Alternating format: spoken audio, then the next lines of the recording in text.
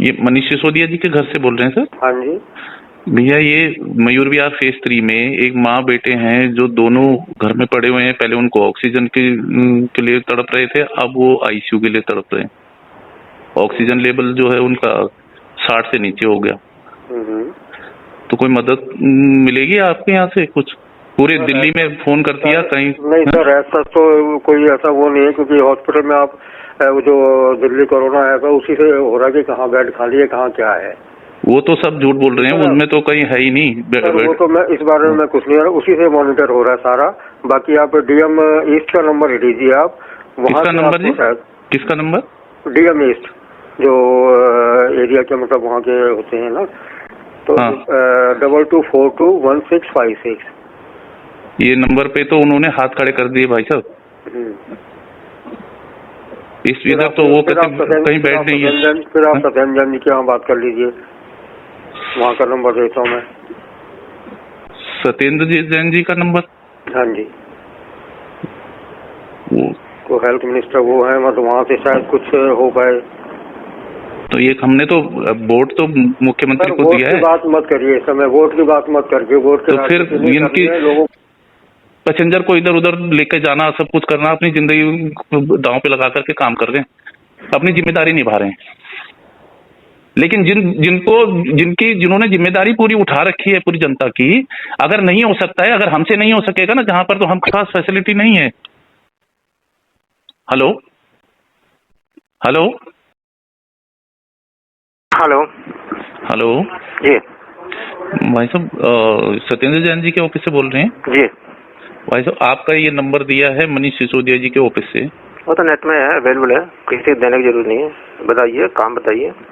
वो मयूर विहार फेज 3 में एक माँ बेटे जो हैं बहुत सीरियस हैं। पहले ऑक्सीजन के लिए तड़प रहे थे, ऑक्सीजन बाहर से कहीं से कराया तो अब वो उनको बोला है कि आईसीयू करवाओ इनको। उनका ऑक्सीजन लेवल 58 चला गया। नहीं, यहाँ पे कोई हमारे यहाँ पे ऑफिस, मंत्री जी का ऑफिस है, ये कंट्रोल रूम नहीं है। कंट्रोल रूम में करना है आपको फोन। कौन सा कंट्रोल रूम सर?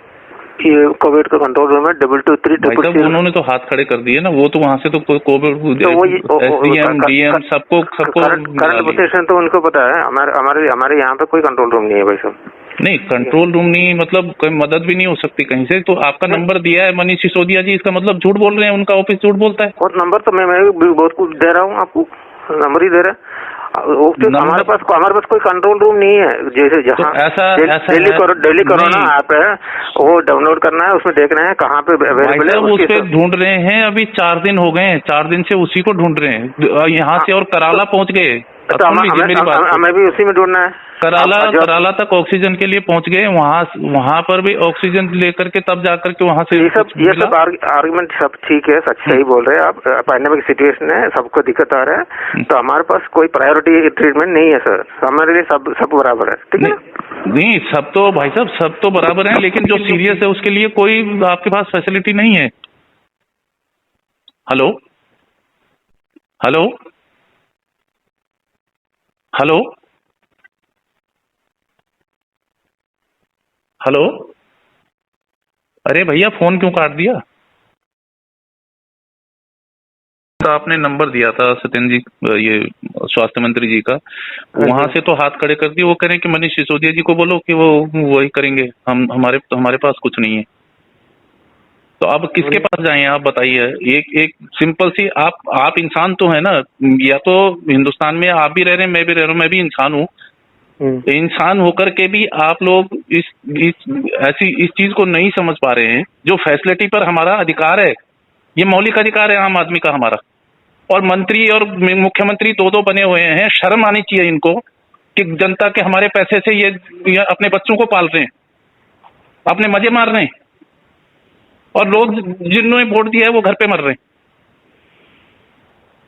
चलो, मैं आपको एक नंबर दे रहा हूँ सर, जो अपने सिसोदिया भाई साहब, मेरा मैसेज ये पहुंचा देना इन बेशर्मों को कि ऐसा है कि अब हमने क्या करना है कि अब हमने इनके घर पे लाना शुरू करना है, क्योंकि शमशान घाटों में भी जगह नहीं मिल रही है।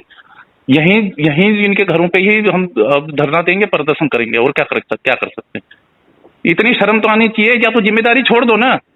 छोड़ दो जिम्मेदारी को, जो देखेगा देख लेगा। जब प्रशासन ही कर रहा है तो प्रशासन अपनी मर्जी से करेगा। क्यों पैसा ले रहे हैं, 1-1 करोड़ रुपए तनख्वाह ले रहे हैं अपनी मर्जी। हम भी काम करते हैं भैया, हम भी एयरपोर्ट पर काम करते हैं, दिन रात को काम कर रहे हैं। पैसेंजर को इधर उधर लेकर जाना, सब कुछ करना, अपनी जिंदगी दांव पे लगा करके काम कर रहे हैं, अपनी जिम्मेदारी निभा रहे हैं।